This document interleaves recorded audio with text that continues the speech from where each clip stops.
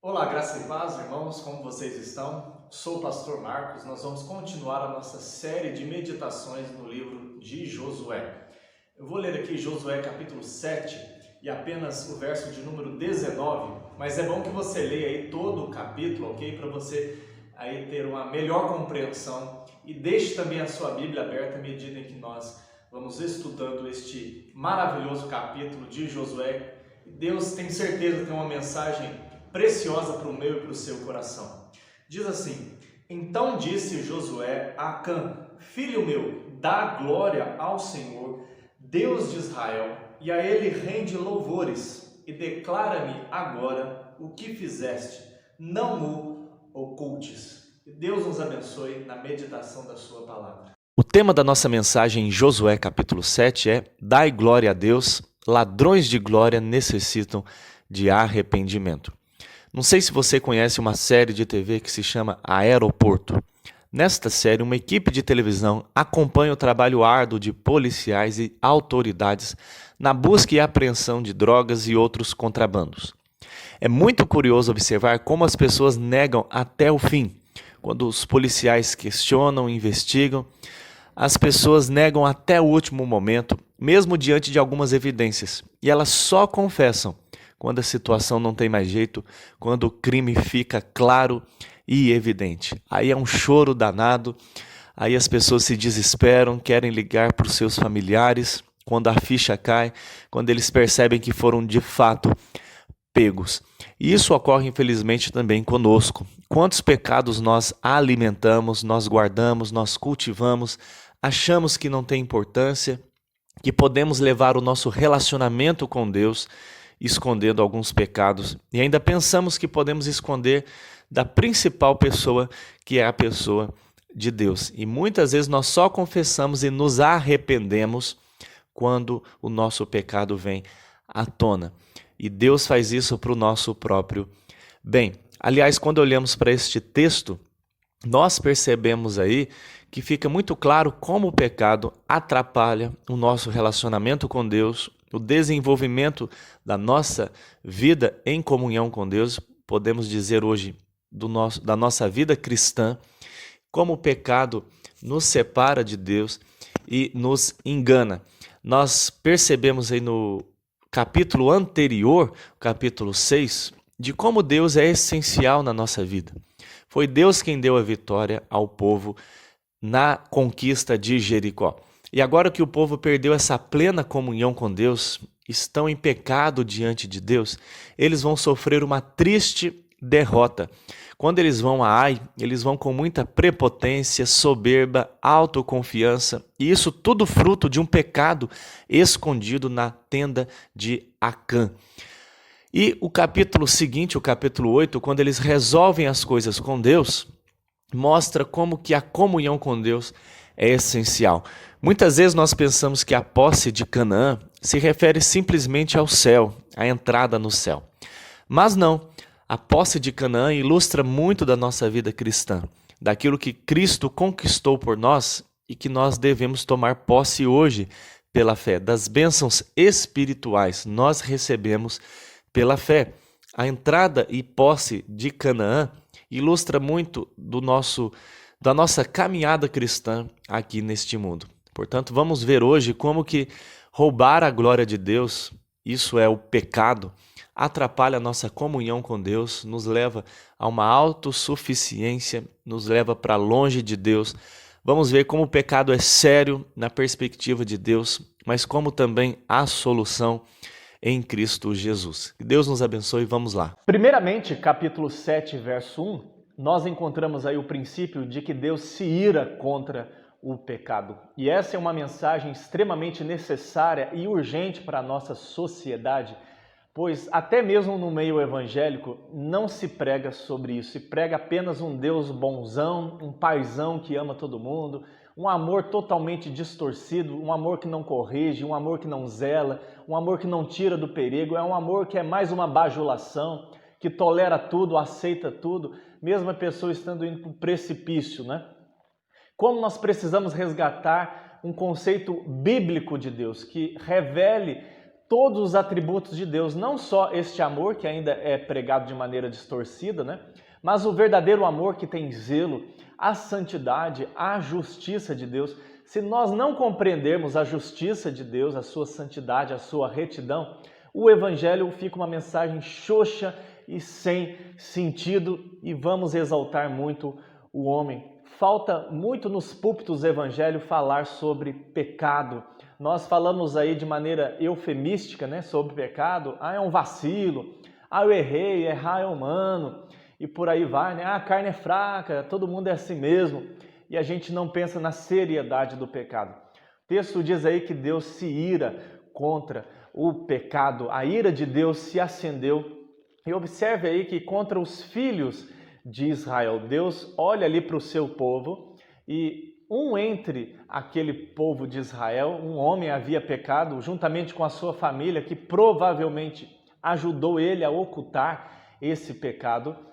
Mas Deus vê o seu povo como um todo. Isso é algo estranho para o nosso contexto, né? Mas se nós olharmos para o contexto bíblico do Antigo Oriente, para o contexto da Palavra de Deus, e até mesmo pensando na Igreja de Cristo, há este princípio de solidariedade. Não é solidariedade de você doar algo para alguém. Solidariedade no sentido deste organismo em que todos estão, de certa forma, ligados como um povo, uma família, ao ponto do Novo Testamento dizer, se um membro sofre, todos sofrem também.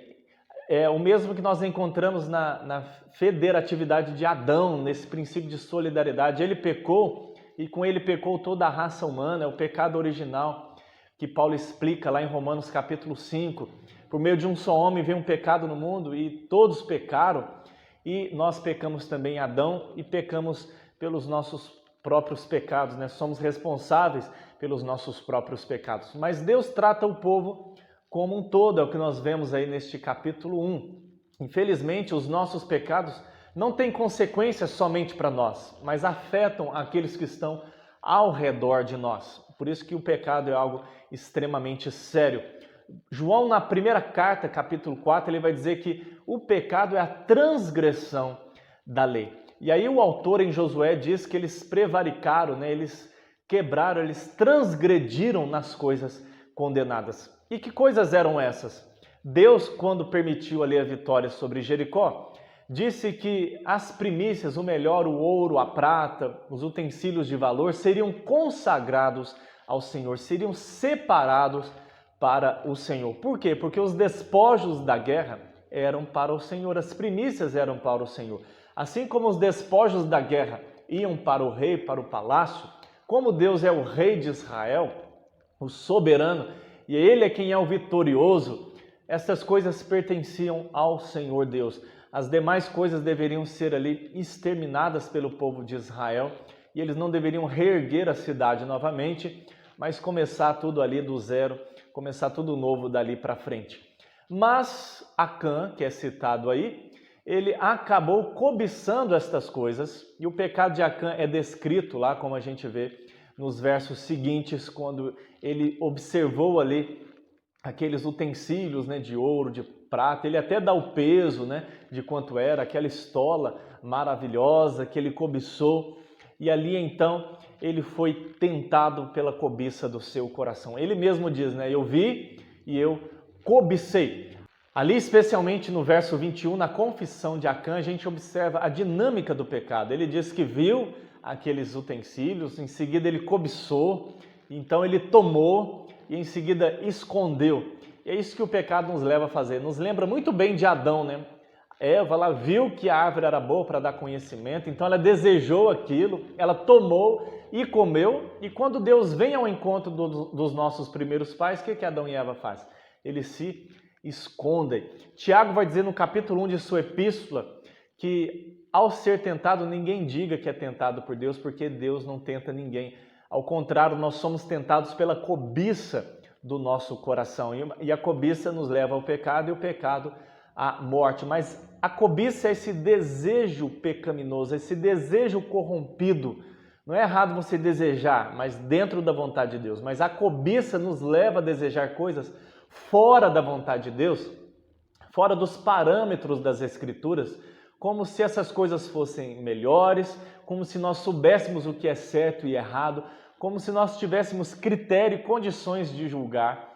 E é quando nós cobiçamos essas coisas, muitas vezes até lícitas, mas que se tornam ilícitas por serem no contexto errado, por serem no momento errado, na intensidade errada, no momento errado, né? E quando essas coisas se tornam um ídolo no nosso coração. E aqui diz que Deus se irou. Lá no final, inclusive do capítulo 7, vai dizer que o furor da ira de Deus se apagou. Mas é importantíssimo nós aqui vermos neste texto que Deus se ira contra o pecado, contra o meu e contra o seu pecado. O pecado é algo tão grave que custou a morte de Jesus Cristo na cruz, porque o salário do pecado é a morte. O pecado não é brincadeira, nos afasta de Deus e afronta a santidade deste Deus justo, bom e amoroso.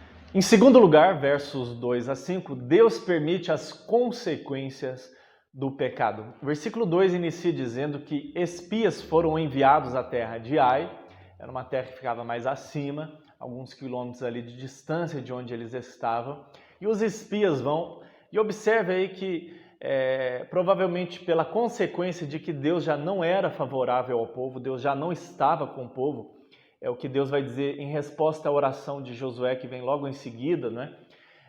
Eu creio que o povo perdeu ali o foco e o discernimento, porque espias são enviados e agora o orgulho e a prepotência parece tomar tanto conta do coração, porque antes você vai se lembrar aí no livro de Josué que eles estavam extremamente temerosos, estavam tremendo na base, eles não queriam ir. Quando espias eram enviados, eles voltavam cheios de medo, reclamando, murmurando, nós vamos morrer, é melhor ter ficado no Egito, e por aí vai. Quando for atravessar Jericó, foi a mesma coisa, o rio e a cidade, o Rio Jordão e a cidade de Jericó, foi o mesmo sentimento de medo.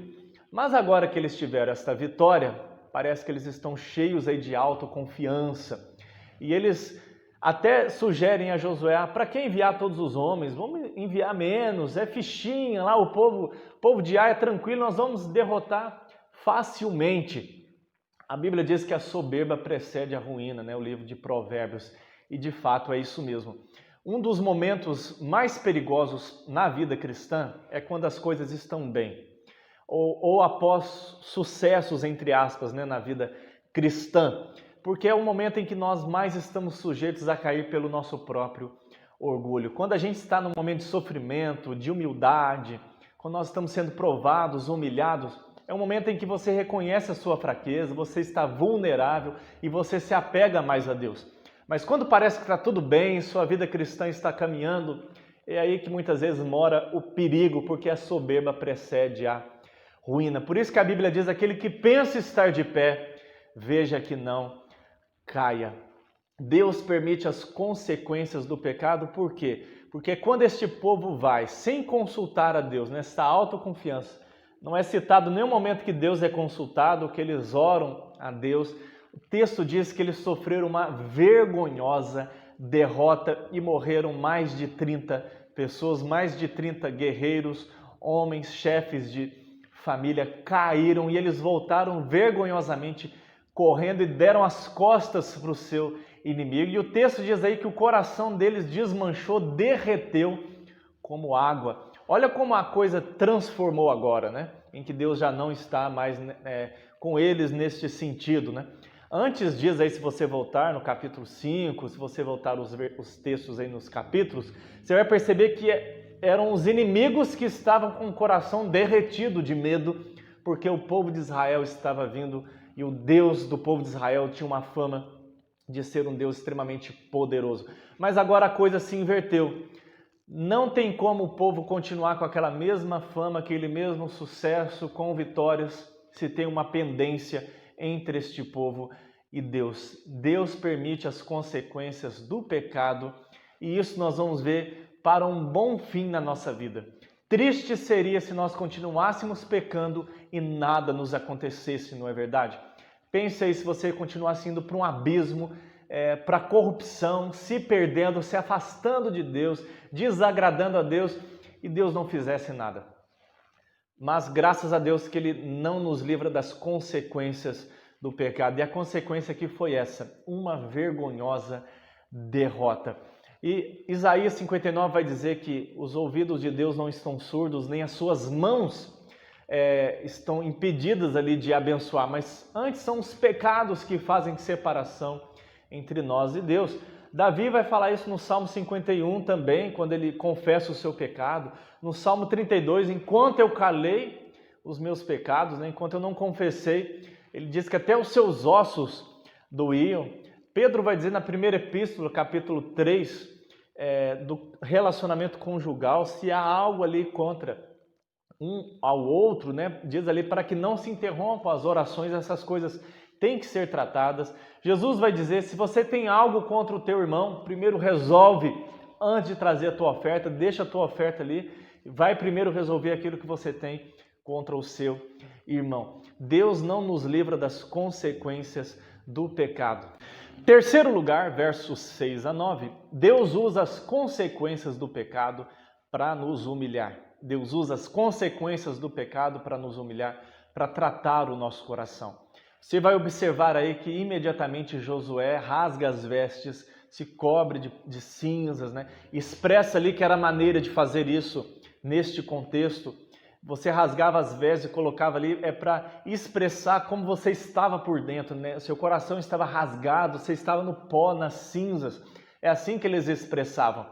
E é claro que Deus não quer isso hoje de nós, que a gente saia rasgando a roupa, colocando a cara na terra, né?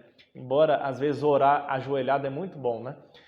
Mas Deus quer que a gente rasgue o coração. Isso está nas Escrituras, né? Deus quer um povo com o coração contrito e quebrantado. E aqui, diante disso, agora sim Josué busca a Deus, Josué sim se humilha, rasga o coração ali diante de Deus.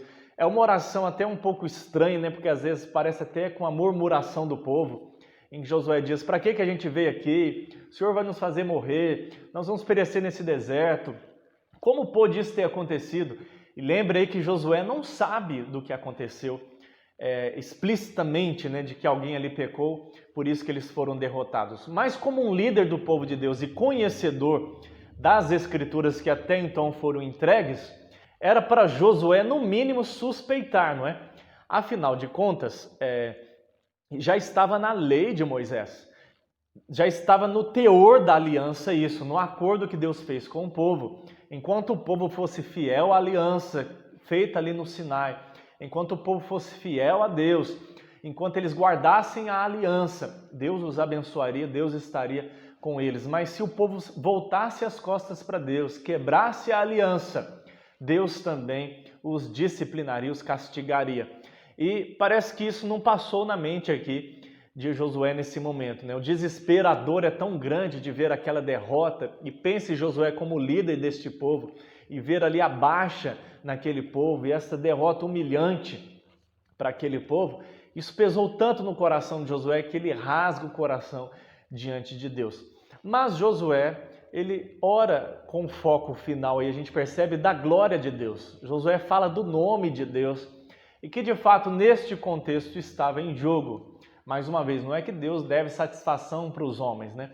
Mas Deus não pode negar a si mesmo. Deus fez uma promessa a este povo de que colocaria este povo na terra prometida, e Josué apela ao teor da aliança e ao nome de Deus, a sua fama, a sua glória, pois afinal o seu nome seria envergonhado. E Deus tem compromisso com o seu nome, tem compromisso com quem Ele é, e graças a Deus por isso, pois se Deus não fosse fiel a Ele mesmo, Ele não seria um Deus confiável, Ele não cumpriria as suas promessas, e ai de nós, não é? Se Deus não fosse esse Deus fiel, imutável e que cumpre as suas promessas e a sua aliança, nós não teríamos esperança, nós estaríamos perdidos. Mas graças a Deus, porque Deus é um Deus fiel. Josué aqui se humilha na presença de Deus e ora. E não é diferente, eu creio, em relação a mim e a você. Você vai perceber, eu creio aí, facilmente como as nossas orações são muito mais intensas, elas são muito mais vivas, fervorosas no momento da dor, não é verdade?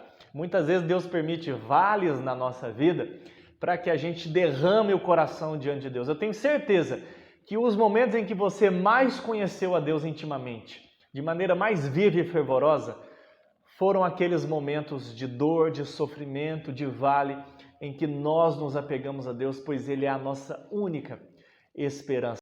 Deus permite as consequências para nos humilhar e para tratar o nosso coração, e glórias a Deus por isso, né? Em quarto lugar, versos 10 a 13, observamos aí que Deus condena o pecado. Deus responde à oração de Josué, na verdade Deus interrompe, de maneira abrupta, verso 10 até o 14, a gente observa isso, em resposta à oração de Josué. É maravilhoso que Deus responda a oração, isso é lindo, é pela sua graça e misericórdia, Deus não se faz indiferente, Deus não abandona o povo, mas para a glória do seu nome, como falamos, Deus vem e responde à oração de Josué, e na oração de Josué, e na resposta, aliás, Deus vem e confronta Josué e diz: por que você está aí prostrado? É meio que já fazendo com que Josué pense naquilo que ele está fazendo e reflita sobre a causa que ele já deveria, no mínimo, suspeitar de por que as coisas estão como estão. E é algo que a gente também deve fazer, uma auto-reflexão e ver por que será que as coisas estão como estão. Não é que Deus é um Senhor bravo que está com um raiozinho para atacar na nossa cabeça a qualquer momento, mas os nossos pecados têm consequências e eles entristecem a Deus, afrontam a Deus e também atrapalham a nossa vida, a nossa caminhada cristã. E Deus vem então e dá nome aos bois. Deus fala do pecado, de que o povo transgrediu. Deus expõe ali, coloca diante de Josué tudo aquilo que o povo fez, como o povo quebrou a aliança, como eles tiveram ali uma atitude extremamente ímpia, ingrata, de rebeldia, de desobediência à sua palavra. E Deus diz justamente nas coisas condenadas, nas coisas que Deus ordenou que Israel não fizesse, e eles fizeram justamente aquilo, desobedeceram à palavra de Deus. E observe aí como o pecado é sujo e rasteiro. Não só aquilo se tornou algo condenado, porque Deus ordenou que eles não fizessem, e quando eles fazem, essas coisas são chamadas aí de condenadas, é pela atitude do pecado em si. Mas olha como o próprio Israel se condenou, se tornou condenado.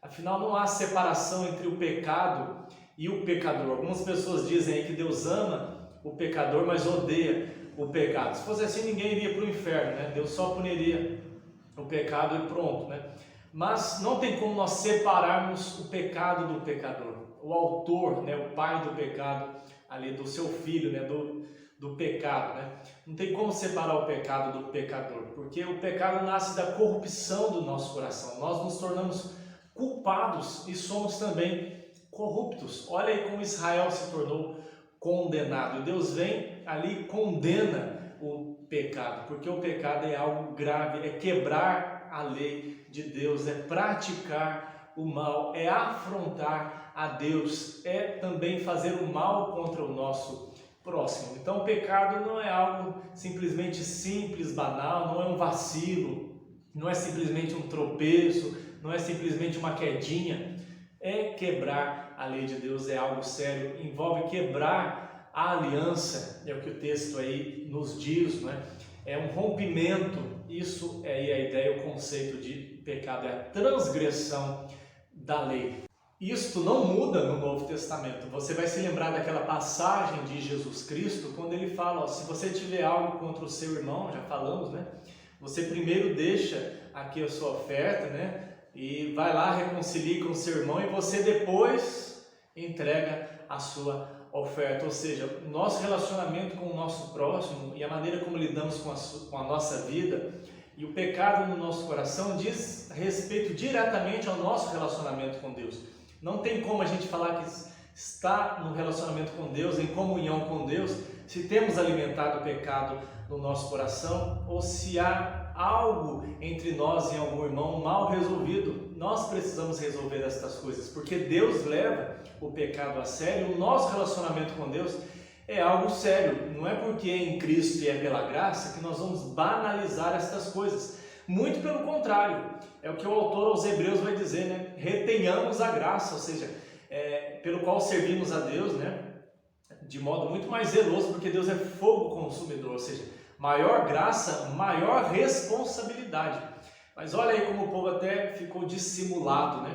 E a gente faz muito isso também, a gente quebra aliança, peca contra Deus e ainda fica dissimulando, né, diante de Deus, fingindo que nada está acontecendo, fingindo que não é com a gente, ou pensando que a gente pode continuar no relacionamento com Deus, que Deus não vai fazer muito caso daquilo, Deus não se importa. Ah, Deus comigo pega leve, Ele me entende, Deus não se importa muito com esse pecado aqui não. Isso não se sustenta diante da palavra de Deus, não é? Quinto lugar, versos 13 a 19, Deus expõe o pecado e o expõe para tratar. Estou aqui querendo dizer que 100% de tudo que se faz aqui virá à tona na presente era, né, no presente momento. Muitas coisas serão julgadas com a volta de Cristo, né? Ele trará justiça sobre tudo. Mas na vida dos seus filhos, daqueles a quem Deus ama, Deus expõe o pecado, Deus traz à tona, né? Aquilo que estava nas trevas vem à luz, por amor, por disciplina, por Deus amar o que é bom e também para tratar estas coisas. Deus dá uma ordem a Josué que ele santificasse o povo. Durante aquela noite toda, eles ficariam ali sondando o coração, examinando. E note aí que Deus não vem e diz de cara quem havia pecado. Deus poderia muito bem ter falado assim: foi Acã quem cometeu este pecado. Acã é quem cobiçou aqueles utensílios e escondeu na sua tenda. Mas Deus não age assim. Deus ordena que o povo se santificasse, passassem a noite ali meditando, orando, quebrantados, contritos, sondando o coração, para que no outro dia se lançasse sorte. Era uma maneira que se usava na época, né? No Antigo Testamento, algumas vezes Deus usava disso, para revelar a sua vontade ao povo, a sua direção ao povo em momentos estratégicos. Isso, é claro, não se usa mais. Hoje nós temos a palavra de Deus e a oração para discernirmos a vontade de Deus para a nossa vida. Mas aqui Deus ordena que se utilize disso e a coisa vai só afunilando, né? Chega numa tribo, depois numa família, num clã, né, ali da família, e depois até chegar em Acã, quando ele é ali confrontado. Já falamos, Deus poderia muito bem ter dito, é Acã. Mas por que Deus permite essas coisas?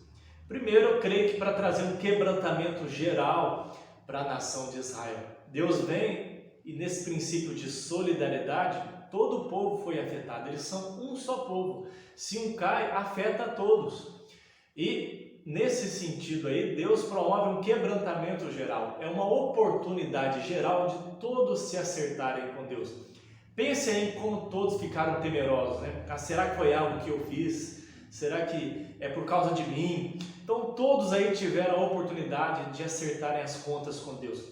Outra coisa, uma oportunidade a Acã, já que ele tinha cometido este pecado, de ele voluntariamente dizer: fui eu quem pequei, eu quem errei, a culpa é minha, tem misericórdia de mim. E seria até um atenuante para Acã, né? Reconhecer o seu pecado antes que alguém dissesse que foi ele. É uma grande oportunidade, né? E Deus vem e expõe o pecado, ele traz a luz quando cai justamente sobre Acã, e ali já não tem mais saída, né? Acã é revelado, o seu pecado é revelado, pessoas são enviadas lá, né? Oficiais até a tenda de Acã, e lá é constatado que as coisas estavam lá e tudo aquilo vem à tona. Claro que isso no primeiro momento é momento de grande tristeza, de choro, de quebrantamento, de vergonha. Se isso aconteceu já na sua vida, ou com pessoas próximas a você, ou na sua igreja, é um momento extremamente difícil, mas necessário, né? Pior é se essas coisas ficassem escondidas, atrapalhando essas pessoas, às vezes atrapalhando o crescimento da igreja, o desenvolvimento da igreja, o crescimento espiritual, o avanço do reino de Deus, essas coisas debaixo do pano. Então Deus trata com essas coisas com um propósito, não é?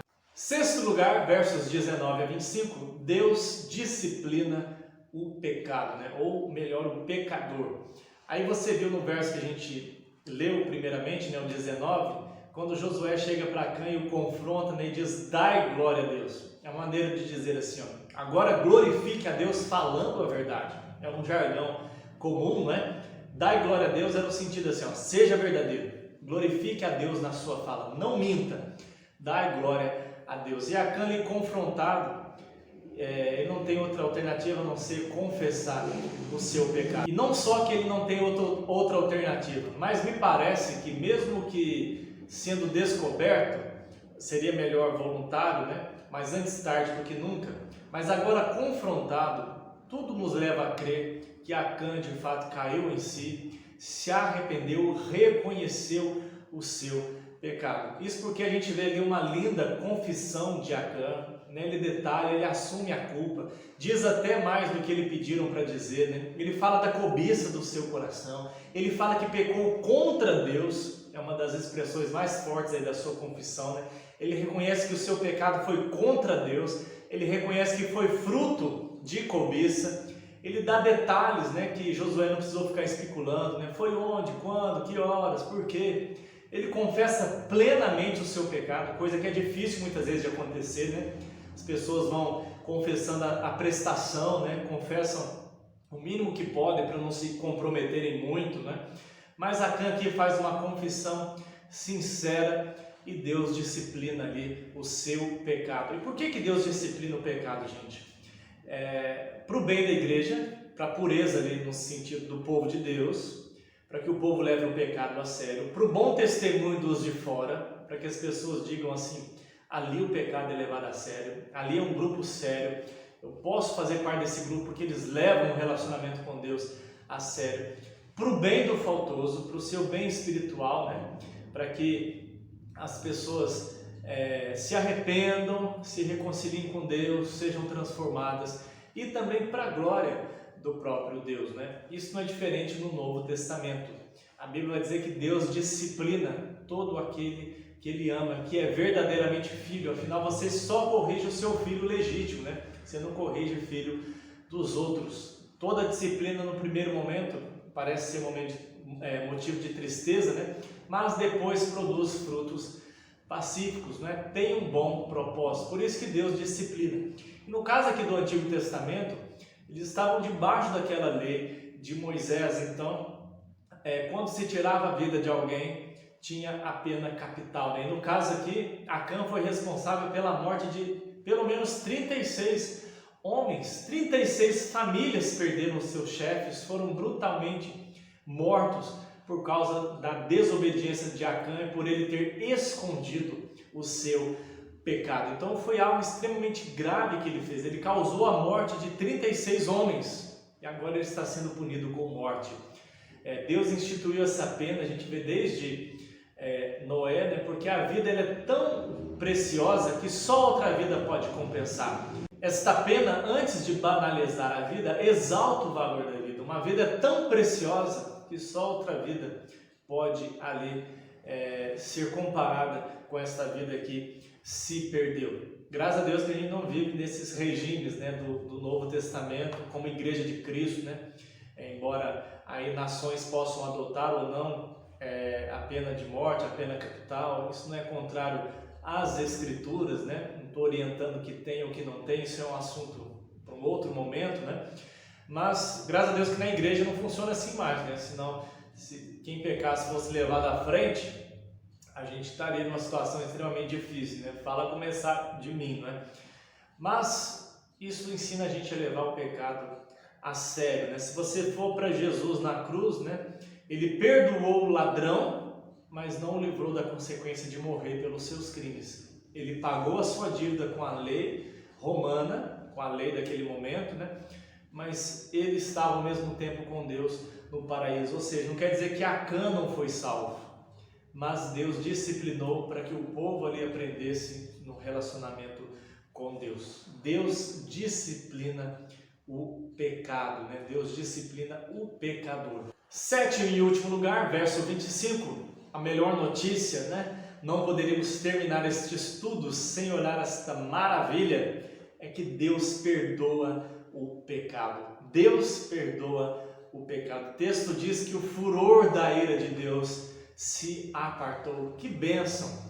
E furor de ira, gente, falar de um Deus irado é algo também incomum nas igrejas hoje, infelizmente, pois só falam deste amor distorcido, né, deste paizão no céu.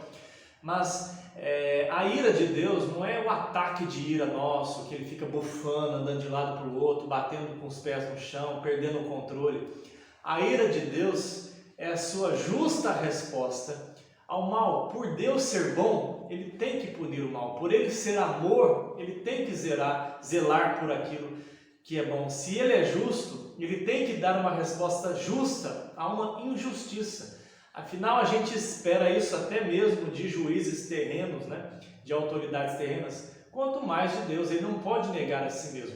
Então não é um ataque explosivo de ira, é uma justa resposta ao mal. Deus estava irado contra aquele povo e contra o pecado daquele povo. Mas agora que a sua justiça foi satisfeita, e observe aí que embora haja esse princípio de solidariedade, de uma representação ali de um pecador por todos, todos ali pecaram junto, nesse sentido estavam sendo chamados como nação a comparecer diante de Deus, todos estavam ali envolvidos de certa maneira, mas Deus responsabiliza pessoalmente aquele que pecou, como a Bíblia diz, a alma que pecar, essa morrerá. Deus não castiga e nem disciplina todo o povo, Acã foi quem morreu junto com a sua família ali, que foram coniventes com aquele pecado.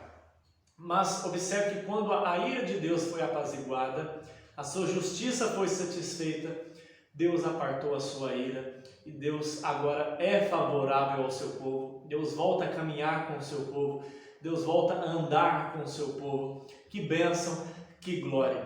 E isso nos aponta, meus irmãos, para algo maravilhoso.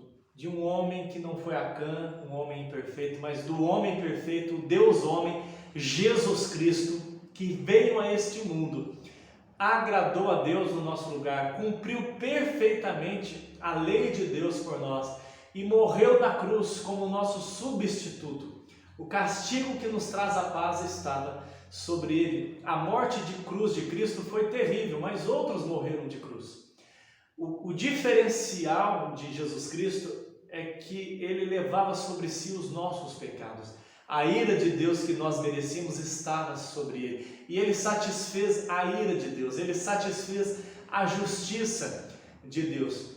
E por causa de Cristo Jesus, o furor da ira de Deus é apartado de nós. E agora Deus nos é favorável, Deus nos trata com graça, com misericórdia, com amor, porque a ira foi apaziguada na cruz por Jesus Cristo.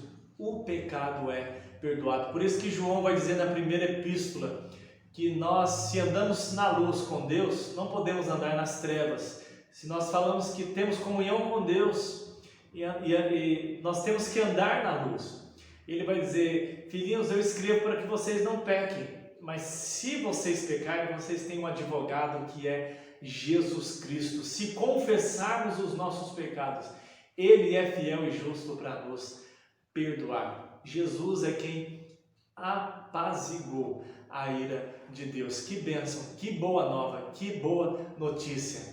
E em Cristo hoje, eu e você podemos dar glória a Deus. Dar glória a Deus. Em Cristo Jesus nós podemos deixar de ser ladrões de glória e dar toda a glória a Deus, porque é isso que a gente faz quando peca. Roubamos a glória que é devida a Deus e buscamos uma vanglória, uma glória para nós mesmos. Mas em Cristo, nós podemos agora deixar de ser escravos do pecado para sermos escravos da graça e glorificarmos a Deus com as nossas vidas. E que pensemos seriamente neste texto, no nosso relacionamento com Deus. O que tem sido um fardo, como Hebreus diz, lançando fora todo o peso do pecado que tenazmente nos assedia, corramos com perseverança a corrida cristã, olhando para o alvo, para o autor e consumador da nossa fé. Assim como o povo aqui de Israel foi tentado nesse momento, em um momento de grande vitória, eles foram tentados a pensar que o pecado não ia atrapalhar, que eles podiam ter vitórias com o seu próprio esforço. E quantas vezes isso também não ocorre na nossa vida cristã? A gente acha que pecados podem permanecer ocultos, a gente acha que a gente dá conta que não precisa de Deus, e Deus permite certas situações na nossa vida para mostrar assim, o quanto a gente precisa dele, o quanto a comunhão com Deus é preciosa, o quanto o pecado é sério e não vale a pena, pois o pecado suscita a ira de Deus, o pecado traz consequências, o pecado, Deus permite muitas vezes para nos humilhar as consequências do pecado, né?